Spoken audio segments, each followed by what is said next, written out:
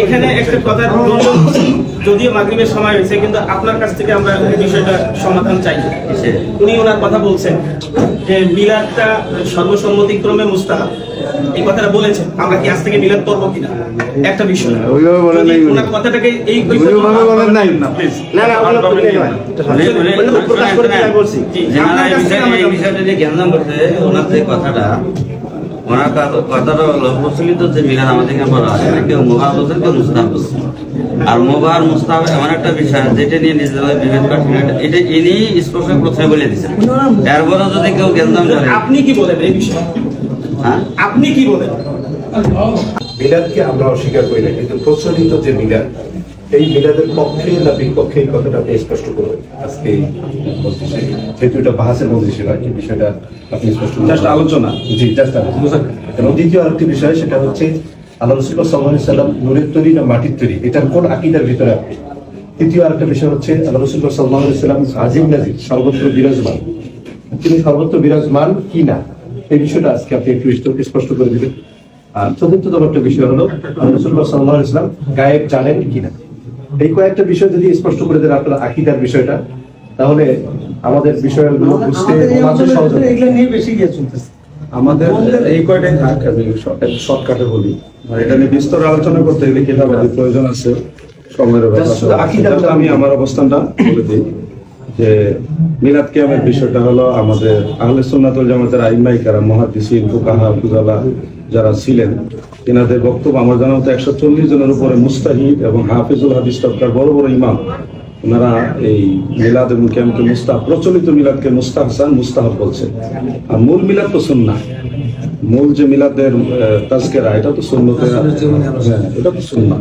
কিন্তু প্রচলিত মিলাদকে ইমাম ইবনে হাজার আসকালানী রাহমাতুল্লাহ আলাইহি, ইমাম সুয়ুতী সহ 140 জনের উপর ইমাম, যাদের উপরে কলম ধরা বা তাদের ফায়সালা বাইরে চলার আমাদের কারো কোনো সুযোগ নাই। কেউ হানাফি, কেউ শাফি, কেউ হাম্বলি, কেউ মালিকি, চারো মাযহাবের। এবং আপনারা যদি ভাই হিসেবে ভালোবেসে যোগাযোগ রাখেন, আমি সেটা সহযোগিতা করবো আপনাদেরকে দেওয়ার জন্য। কিন্তু আমরা এটা মুস্তাহাব মনে করি। আর এই মুস্তাহাব আইম্মায়ে আহলে সুন্নাত বলছে যে মুস্তাহাব মনে করি। কেউ মিলাদ না পড়লে তার ব্যক্তিগত ব্যাপার, এটা করে সে গুনাহগার হবে না, করলে এটা সওয়াব হবে। এটা বিরোধিতা করা মূলত হলো এই ফিতনার মূল কারণ। যারা মিলাদ করে পড়বে, যারা করে না পড়বে না, কিন্তু পরস্পরের বিরোধিতা করলে তখন এটা ফিতনা হয়। এই হলো আমার মিলাদ নিয়ে অপিনিয়ন। রাসূল করিম সাল্লাল্লাহু আলাইহি ওয়াসাল্লামের যে নূরানিয়াতের বিষয়টা, এটা হলো, এটাও আহলে সুন্নাত ওয়াল জামাতের আইম্মায়ে কেরাম, ইমাম ইবনে হাজার মক্কি, ইমাম জালালউদ্দিন সুয়ুতী, তারপরে মোল্লা আলী কারি হানাফি, আরো যত আইম্মায়ে কেরাম, ইমাম সাখাবী, অন্যান্য ইমামরা, তিনারা বলছে রাসূল পাক সাল্লাল্লাহু আলাইহি ওয়াসাল্লামের নূর মুবারক সর্বপ্রথম আল্লাহ তাআলা সৃষ্টি করছেন। এবং এই নূরে মুহাম্মাদী পর্যায়ক্রমে আসেন ইমাম ইবনু কাত্তান রাহমাতুল্লাহ আলাইহি, এবং ইমাম আব্দুল বাকি জুরকানি রহমাতুল্লাহ আলাইহি, ইমাম শিহাবুদ্দিন কাস্তালানি রহমাতুল্লাহ আলাইহি, এরপরে ইমাম মোল্লা আলী কারি রহমাতুল্লাহ আলাইহি, আরো অনেক আছে, আমার যে কজনের নাম মনে আছে বললাম। ওনারা সবাই বলছে যে ওয়াক্তালাফাতির রিওয়ায়াতু ফি আউওয়ালিল মাখলুকাত ওয়া হাসিলুহা কামা বায়ানতুহা ফি শারহি শামাইল তিরমিজি। ইবনে হাজার মক্কির কওল বলছে আন্না আউওয়ালাহান নূর আল্লাযী খুলিকা মিনহু আলাইহিস সালাতু ওয়াস সালাম। এবং ইমাম ইবনু কাত্তান রহমাতুল্লাহ আলাইহি বলছেন যে ইমাম হযরত আদম আলাইহিস সালাম সৃষ্টি হওয়ার 2000 বছর আগেই নূরে মুহাম্মাদী থেকে রাসূল পাকের জিসম মুবারক সহ সশরীরে প্রকাশ করা হয়েছে। তো সেই হিসাবে আমরা নবীজির ব্যাপারে বিশ্বাস হলো এটা যে রাসূল পাক বেমিসাল বেনজির নূরানি বাশার, নূরের বাশার। নবীজির বাশারিয়াতকে আমরা স্বীকার করি, নূরানিয়াতকেও স্বীকার করি। বাশারিয়াতকে অস্বীকার করলে কুফরি হবে, নূরানিয়াতকেও অস্বীকার করলে এটা গুমরাহের মধ্যে পতিত হবে। হযরত দেখেন এই আয়াতের কি জবাব দিলেন? ইন্না মাসালা ঈসা ইনদাল্লাহি ওয়া মাসালা, সহজ বিষয়। এটা তো ইন্না মাসালা ঈসা, এটা তো এখানে হাজমির একজনকে বলা হয়েছে, আদম আলাইহিস সালাম। যে কোনো তাফসীর খুলেন আপনি দেখবেন, এটা বলে নিয়ে ভাই এর সাথে এখানে আয়াতের মধ্যে একটু শেয়ার করেন যে ইন্না মাসালা ঈসা, এটাকে একটু শেয়ার করেন, ঈসা ইনদাল্লাহি মাসালি আদম নাকি? তো এখানে খালাকাহু মিন তুরাবিন, খালাকাহু হাজমির একজনকে বোঝাচ্ছে, বাবা আদমকে বোঝানো হয়েছে এখানে। আর মেসালটা আসছে হলো বাবা আদমকে পিতাবিহীন সৃষ্টি করা হয়েছে, হযরত ঈসাকেও ভিটামিন সৃষ্টি করা হয়েছে, এটা হলো মেসাল। আর সৃষ্টিগতভাবে একজন হলো মাটির তৈরি। দেখেন আপনার হালাকা হু মিন তুরাবিন, একজনকে মিন করা হয়েছে এখানে। এবং আপনি জানেন ইবনে কাসিরের মধ্যে, তাফসীর ইবনে কাসিরের মধ্যে একেবারে পরিষ্কার উল্লেখ এটা যে আহলে সুন্নাত ওয়াল জামাতের আসাহ মত হলো সাইয়্যিদুনা আবুল বাশার আদম আলাইহিস সালাম, উনি হলেন সরাসরি মাটির থেকে সৃষ্টি। মহানবী সাল্লাল্লাহু আলাইহি ওয়াসাল্লাম তিনি সত্যকথা নূরের তৈরি না তিনার নূর? এটার আওয়াল মা খালাকাল্লাহু নূরি, আমার জামা আর আমি সমান না, আমার জামা আর আমি সমান না। তা মহানবী সাল্লাল্লাহু আলাইহি ওয়াসাল্লাম সত্যকথা জাতি হবে নূরের তৈরি, নাকি হুসালামের নবুয়ত এবং রিসালাতের যে বিষয়ে নূর দেওয়া হয়েছে, কদ জাআকুম মিনাল্লাহি নূরুন ওয়া কিতাবুম মুবিন, এখানে যে রিসালাতের ব্যাপারে বলা হচ্ছে, নবুয়তের যেটা যদি একটা লাইট আছে, এটাই উদ্দেশ্য না এই লোকটাই উদ্দেশ্য যে ওনাকেই মানে জিসমটা উদ্দেশ্য, যেটাকে নূরে মুজাসসাম বলা হয় আর কি। আইম্মায়ে আহলে সুন্নাত ওনারা রাসূলের পাকের জিসম মুবারক থেকে নূর বুঝাইছে, যে আন্নাহু কানা নূরান লাম ইয়াকুন নূরা লাহু জিন্নুন ফি শামসিন ওয়ালা কামার, লিআন্নাহু কানা নূরান। এটা ইমাম সাহাবী বক্তব্য, ইমাম সুয়ুতী। আমরা ইমাম সাহাবীটা প্রাধান্য দেব না, সরাসরি কোরআনকে প্রাধান্য দেব। তাহলে ইন্নামা আনা বাশারুম মিসলুকুম ফাইদাইয়া ভাইজান বিতর্ক যাইতেছে না, বিতর্ক না, ইন্নামা আনা বাশারুম মিসলুকুম।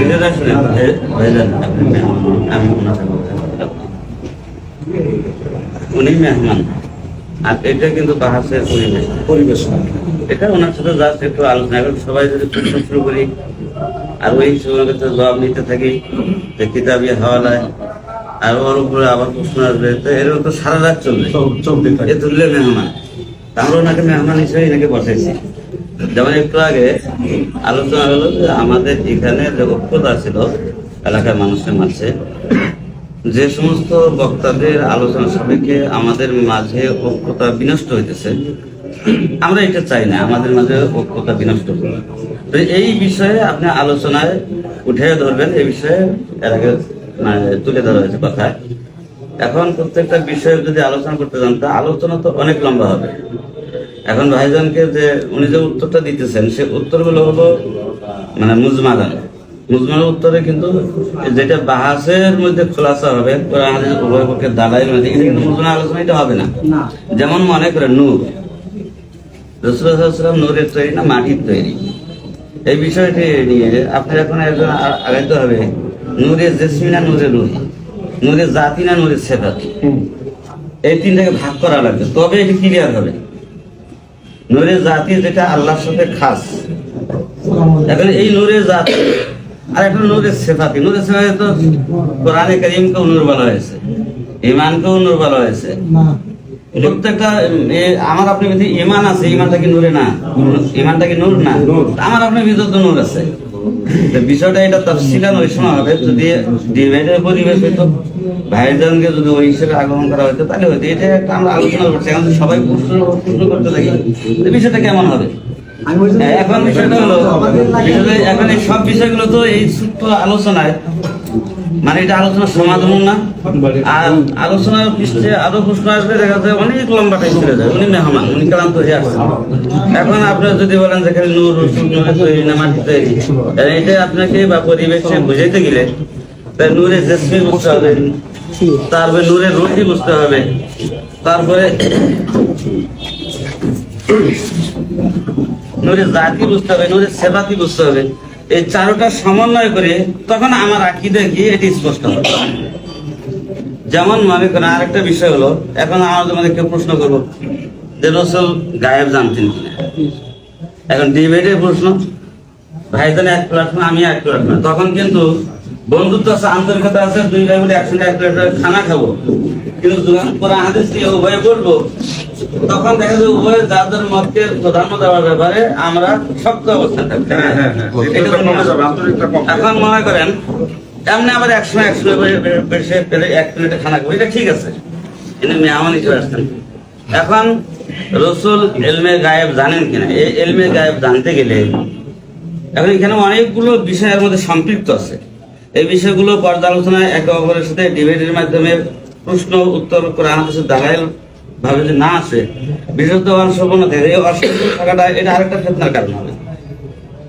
সেটা হলো যে ইলমে গায়েব, যেমন ইলমে গায়েবকে ভাগ করা হয়েছে, তার মধ্যে একটা আছে ইলমে আতাই। ইলমে আতাই তো এলমে জাতি, এলমে আতাই, এলমে জাতি আর এলমে আতাই, এলমে জাতি একটা বিশেষ জাতির জন্য খাস। হ্যাঁ, এলমে আতাই যেটা আল্লাহ পাকের পক্ষ থেকে কাকুর দেওয়া হয়েছে। এখন এই প্রসঙ্গে অনেক প্রশ্ন আসবে যে এখানে আলিমুল গায়েব বলতে এলমে জাতির আলিমুল গায়েব না এলমে আতাইর আলিমুল গায়েব, এই বিষয়ে আলোচনা দরকার। এখন এলমে গায়েব যদি আতাই হয় তাহলে এলমে গায়েব আতাই হওয়ার পরে এটা এলমে গায়েবের সীমাবদ্ধতা থাকবে কিনা? কোরআনে কারীম এর মধ্যে গায়েবের খবর আছে, এর মধ্যে গায়েবের এলম আছে। কোরআনে কারীম এলমে গায়েবের এলমে কোরআন এলমে গায়েবের অন্তর্ভুক্ত কিনা? আল্লাহ রসুল সাল্লাল্লাহু আলাইহি ওয়াসাল্লাম আলিমুল গায়েব আমরা এটা বলি। রসুল সাল্লাল্লাহু আলাইহি ওয়াসাল্লাম ছাড়া আরো আমরা কিন্তু আলিমুল গায়েব নবীকে বলি না, আপনি কথা আমরা বলি মুখবিরুল গায়েব। মানে সময় কম, সময়টা সংক্ষেপে আনার জন্য আমি সবাইকে লক্ষ্য করতে এত কথা জজিয়াত বাড়িয়ে এটা বাড়ানোর পরিবেশ না, আর ওদিকে না যাই। এখন কোরআনে কারীমের এলেমকে যদি এলমে গায়েব বলা হয় তাহলে যিনারা কোরআনে কারীমের এলেমের বাহক, তাহলে এই প্রশ্ন উত্তর কি আসবে? তাহলে সব ওলামায়ে কেরাম এলমে গায়েব জানেন, ওলামায়ে কেরামদের মাঝে, আউলিয়ায়ে কেরামদের মাঝে, যা আহলে সুন্নাহ ওয়াল জামাতের আকীদা। কাশফ ইলহাম, কাশফ ইলহাম এটা কিয়ামত পর্যন্ত বহাল থাকবে। কাশফ ইলহাম এটা এলমে গায়েবের অন্তর্ভুক্ত কিনা? বা যাদের ভিতরে এলমের কাশফ ইলহাম হয় তাদেরকে আলিমুল গায়েব বলা যাবে কিনা? এখন যদি আলেমদেরকে আলিম গায়েব বলা হয়, আউলিয়াদেরকে আলিমে গায়েব বলা হয়, রসুলকে যদি আলিমে গায়েব বলা হয় এলমে আতিয়া হিসেবে আল্লাহ পাকের পক্ষ থেকে যেটা দেওয়া হয়, তাহলে এখানে বিভেদ কোথায় হবে? আর যদি এলমে গায়েব বলতে মানে জাতিটাকে বোঝানো হয়, অবশ্যই এটা আহলে সুন্নাহ ওয়াল জামাতের পরিপন্থী। তো ভাইজান তো আসছেন অনেক দূর থেকে ক্লান্ত হয়ে, আর পরামর্শ হিসেবে অনেকে যেমন থানা ওসি হিসেবে বলছিলেন যে কোনো কথা প্রসঙ্গে যে বিশৃঙ্খলা হইতে পারে বা কেউ পক্ষে কেউ বিপক্ষে মাহফিল বন্ধ করে দিই। আমাদের পক্ষে কি বলা হয়েছে? মাহফিল বন্ধ চলবে না, কোরআন হাদিস আলোচনা চলবে। মানুষ কোরআন হাদিস আলোচনা শুনলে মানুষের ঈমান বৃদ্ধি হবে। মাহফিল বন্ধ করার পরিকল্পনা যদি কেউ করে আমরা তাদের বিরোধিতা করি। মাহফিল বন্ধ কেন হবে? আমাদের কথা হলো আমরা শান্তিপ্রিয় এলাকার মানুষ, এই এলাকার মানুষ ধর্মকে খুব মহব্বত করে। যার দরুন বাহির থেকে কিছু ফিতনা এসে আমাদের এলাকার মানুষগুলোর উপরে আক্রমণ করে, মানুষ এগুলো বুঝতে পারে না। যেমন গতকালের প্রোগ্রাম সামনের মানে 13, 14, 15 তারিখের সময় 3 দিন আহলে কোরআন একটা প্রোগ্রাম ছিল ভুনিয়ামারিতে। আমাদের কুড়িগ্রাম জেলায় এর প্রভাব ছিল না, হঠাৎ করে কে বা কারা এই প্রোগ্রামটা নিচ্ছে। গতকাল আমি একাই গেছি, এই কথা বলতে এটা বন্ধ হয়ে গেছে। সেটার দ্বারা যে আলোচনার দ্বারা যে প্রোগ্রাম দ্বারা মানুষের ঈমান আকীদার ঝুঁকিতে পড়বে, অবশ্যই আমাদের বিষয় আহলে হাদিসদের ব্যাপারে অবশ্যই কঠিন থেকে কঠিন পদক্ষেপ আমাদের থাকবে। ভাইজান শুরুতে এসে একটা সুন্দর কথা বলছেন যে ওলামায়ে কেরামদের মন মগজ মাহফিল, সেটা হলো যে এই একটা পরিবেশের মধ্যে যে সময় দুনিয়ার ফিতনা, আমরা চাই ঐক্য, আমরা নিজেদের মধ্যে বিভেদ দূরত্ব এটা পয়দা হয়, এরকম পরিবেশ চাই না। এইটা কিন্তু আমাদেরও চাওয়া ভাইজানের কাছে, উনি মেহমান, আমরা মেহমানের সম্মান ওনাকে রাখি। এই মানে বিষয়টা আমাদেরও তামান্না। এখন যে কারণে আমাদের এলাকার মধ্যে আজকে মসজিদ বিভক্তি হয়, ঈদগাহ বিভক্তি হয়, সমাজ বিভক্তি হয়, বিয়ে শাদী বিভক্তি হয় এবং কাদা ছুড়াছুড়ি, যেমন সুন্দর একটা কথা বলছেন, ঐক্যের সময় আমাদের ছোট ছোট জুজিয়াত বিষয়গুলো নিয়ে এমন মতানৈক্য, একজন আরেকজনকে কাফেরও বলতেছে। আমরা অদ্দূর না যাই তো যে পরিবেশে যে আলোচনাগুলো কেন্দ্র করে আমাদের শান্ত পরিবেশের মধ্যে একটা অশান্তির আগুন জ্বলে ওঠে, মসজিদের মধ্যে বিভক্তি হয়, ঈদগাহের মধ্যে বিভক্তি হয়, এই আলোচনাগুলোর ব্যাপারে আপনি আমার ভাই, আমাদের ওলামায়ে কেরাম সবারই ভাই, আপনি একজন যোগ্য আলেম। আমরা আপনাকে কুড়িগ্রাম জেলার সমস্ত ওলামায়ে কেরামদের পক্ষ থেকে মেহমান হিসেবে যথাযোগ্য সম্মান প্রদান করি। আপনার কাছে একটা অনুরোধ থাকবে, আপনার আলোচনাটা এই ঢাঁচের হবে যে আলোচনার পরিপ্রেক্ষিতে প্রথমে বলা হয়েছে যে আমাদের মধ্যে ঐক্যের বন্ধন অটুট থাকে, বিভক্তি হয়, এরকম আলোচনা না করার অনুরোধ। আপনার অনুরোধ যথাযথ মূল্যায়ন করা হবে ইনশাআল্লাহ। আর কিছু মানুষ আছে, ওই হযরত ঈসা আলাইহিস সালাম বলছেন, আমি আল্লাহ পাকের হুকুমে মৃত মানুষকে জীবিত করতে পারি, সাধারণ মানুষকে বুঝাইতে পারি না। তাহলে বোঝা গেল মৃত মানুষকে জীবিত করার থেকেও সাধারণ মানুষকে বোঝানো বড় কঠিন। ওলামা কেরাম বুঝায় একরকম, সাধারণ মানুষ আরেকটা বুঝে বাস মাতাল হয়ে যায়। এখন মেহমান তো কথা বলে চলে যায়, দেখা যায় নিজেদের মধ্যে এলাকার মধ্যে অনেক বিভেদ শুরু হয়ে যায়। এর জন্য ভাইজানের কাছে অনুরোধ থাকলো, আপনি মেহমান আসেন, বই আছে, এটা ডিবেটের বিষয় না, একসেপ্ট বই আর দরকার আছে আছে আছে। আমরা এটাও প্রস্তাব দিছি ভাইজান, ওখানে করতে হচ্ছে ওখানে আলোচনা হচ্ছে যে মাহফিলে ওঠার আগে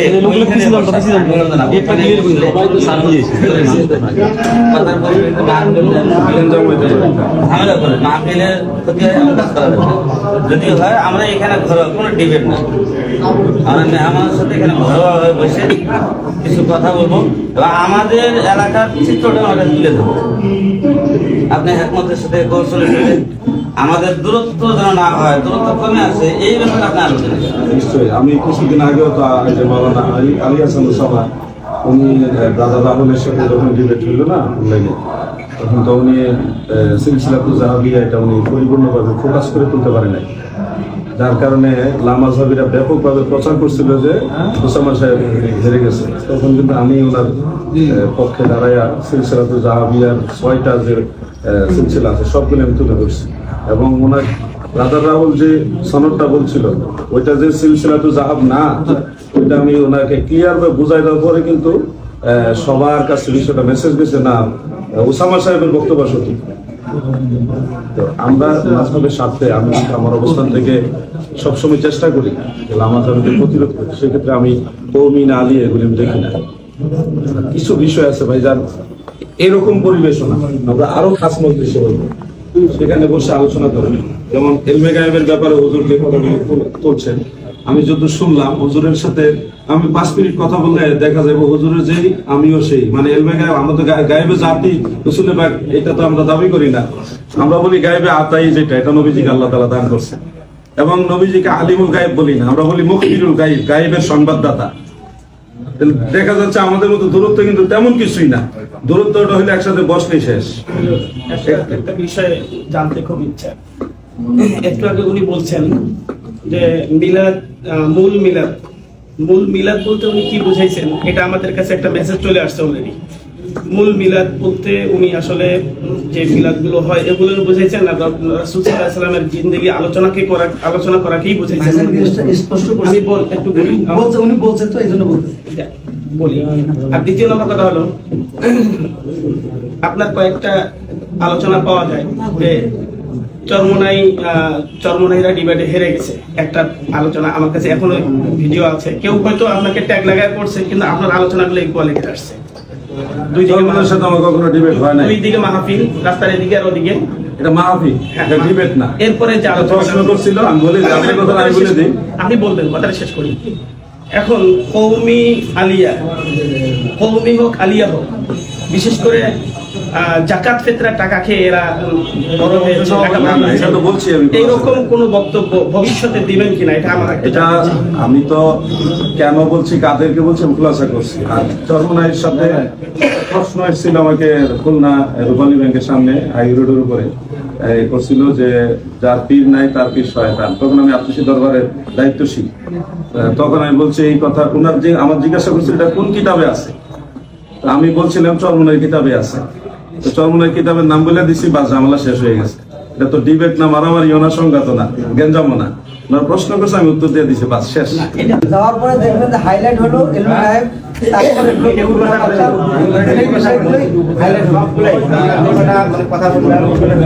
যদি আসে ইলমে গায়েবের ব্যাপারে তো প্রশ্ন আসলে আমি উত্তর দিব, সেখানে তো শুনবে। যদি কোনো ধরনের মনে করেন আহলে সুন্নাত ওয়াল জামাতের আকীদার খেলাফ কোনো কথা বলি, তাহলে আপনারা আমাকে ধরবেন আবার যে আপনি কেন এটা আহলে সুন্নাত ওয়াল জামাতের খেলাফ কথা বললেন। আর আমি তো বলে গেলাম যে গায়েবের জাতি নবীজি জানে, এটা আমরা বলি না। নবীজিকে আলিমুল গায়েব মনে করি না, আমরা মুখবিরুল গায়েব মনে করি। নবীজি গায়েবের সংবাদদাতা, তো এটা তো এটা নিয়ে তো একতলাপ নাই। আমাদের আপনার বক্তব্য হ্যাঁ বাস, কিন্তু এখন অসুবিধা নাই। শুধু আমার বই সব কালকে মাহফিল থেকে সব নিয়ে গেছে, মানুষের মানে নাই, আরো কিছু বই আছে, সবাইকে দেওয়া সম্ভব না। সবার পক্ষে আমি হুজুরকে অ্যাকসেপ্টটা কিছু বই দিয়ে গেলাম হাদিয়া। আশা করি এগুলি দেখলে হুজুর আমার সম্পর্কে একটু আমার আকীদাটা কি, আমার কোন পথে আমি চলতে সেটা হুজুর একটা আইডিয়া করতে পারবে। হুজুর কাজী হিসেবে দিয়ে গেল।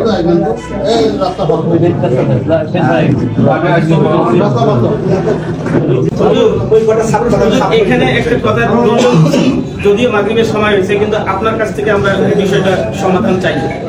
উনি ওনার কথা বলছেন যে মিলাদটা সর্বসম্মতিক্রমে মুস্তাহাব, এই কথাটা বলেছেন। আমরা কি আজ থেকে মিলাদ করবো কিনা একটা বিষয়, ওনার কথাটাকে এই বলেন নাই না, প্লিজ না না প্রকাশ করে দিলাম বলছি। এই বিষয়টা নিয়ে জ্ঞান করতে ওনার যে কথাটা, ওনার কথাটা হলো প্রচলিত যে মিলাদ আমাদের এখানে বলা হয়, কেউ মুবাহ বলছেন, কেউ মুস্তাহাব বলছেন। আর মুবাহ মুস্তাহাব এমন একটা বিষয় যেটা নিয়ে নিজেদের বিভেদ করছেন, এটা ইনি স্পষ্ট প্রথমে বলে দিচ্ছেন। এরপরে যদি কেউ জ্ঞান করে, আপনি কি বলেন এই বিষয়ে? হ্যাঁ, আপনি কি বলেন? আচ্ছা, আমাদের ঠিক আছে ঠিক আছে, বিষয়টা হলো শুনেন, মুবাহ এবং মুস্তাহাব এমন একটা দরজার ইবাদত, আমাদের আকাবিরিনদের মধ্যে অনেকে পড়ছেন, কিন্তু একটা মুবাহ জিনিসকে যদি কেউ ওয়াজিব মনে করে করে, লাজিম মনে করে করে, অবশ্যই এটা প্রতিরোধ করতে, এটা বেদাত। আর যদি মুবাহ ইবাদতকে, মুবাহ বা মুস্তাহাব বিষয়কে তার স্তরে রেখে কেউ করে, এটা জরুরি মনে করে, না করলে গুনাহ হবে, না করলে ঈমান নষ্ট হয়ে যাবে, এইরকম আকীদা না। বরঞ্চ এটা মুবাহ স্তরে রেখে, যদি এটা শুধু মিলাদ কেমন না, আরো অন্যান্য ইবাদত যে বিষয়গুলো মুবাহ দরজার আছে, সেই আবাদতগুলো যদি মুবাহ দরজার থেকে আরো বাড়াইয়া কেউ ওয়াজিবাতের দরজা নিয়ে যায়, লজুমের দরজা নিয়ে যায়, তাহলে অবশ্যই এটা প্রতিরোধ করা দরকার, এটা বেদাত। এবং শুধু বেদাত, এর এক শক্ত বেদাত।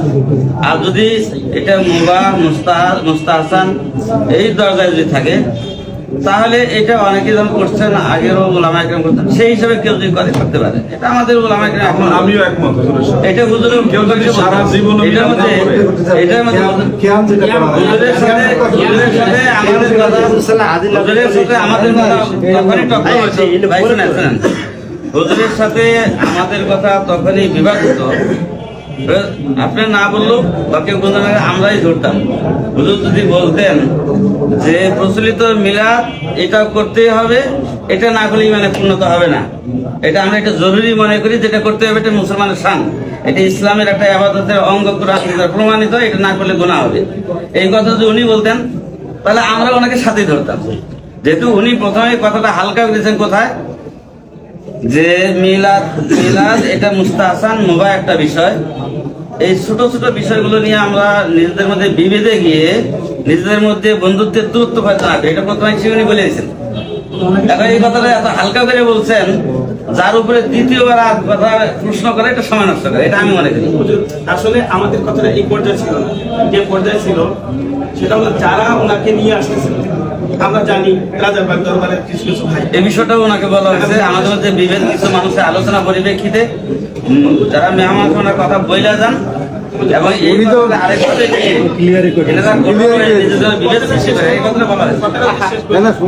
মিলাদের মধ্যে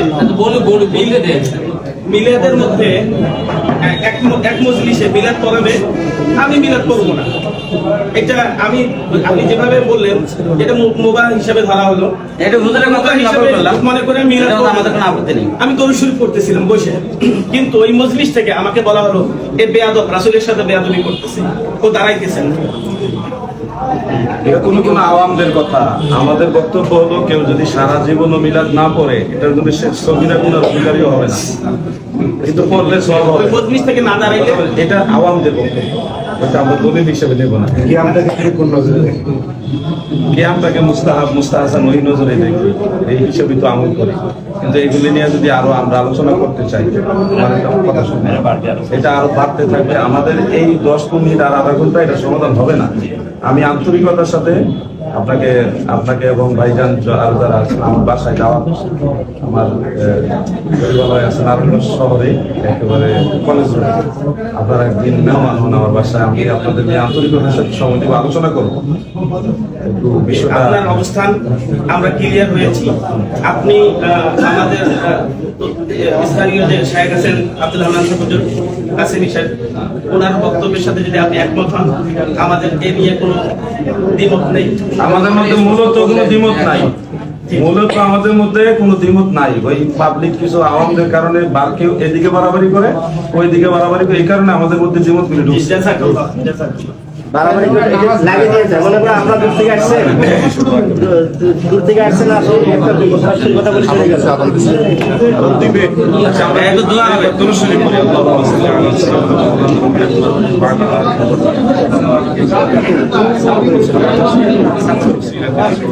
কথা না বলি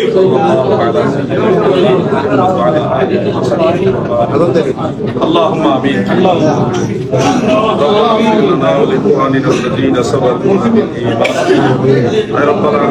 আমাদের জীবনে জানা অজানা সমস্ত গুনাহ খাতা মাফ করে দেন আল্লাহ, আমাদের দুনিয়া ও আখিরাত সহজ করে দেন আল্লাহ। হে আল্লাহ, আপনার আযাব থেকে বাঁচার মতো কোনো শক্তি আমাদের নাই, আমরা আমাদের নিজেদেরকে আপনার কাছে সুপুর্দ করলাম। আপনার হাবিবের উসিলায় আমাদের দুনিয়া ও আখিরাতকে আপনি সহজ করে দেন আল্লাহ। আমাদের মা বাবা দাদা দাদি নানা নানি আপনজন যারা কবরবাসী হয়েছেন তাদের সবাইকে আপনি দয়া করে মাফ করে দেন আল্লাহ। আল্লাহ তাদের কবরগুলো জান্নাতের বাগান বানায় দেন আল্লাহ। উলামায়ে আহলে সুন্নাতের হাজিরিকে আপনি দয়া করে কবুল করেন। ওয়া সালামুন আলাল মুরসালিন ওয়ালহামদুলিল্লাহি রাব্বিল আলামিন। বিহাক্কি লা ইলাহা ইল্লাল্লাহ।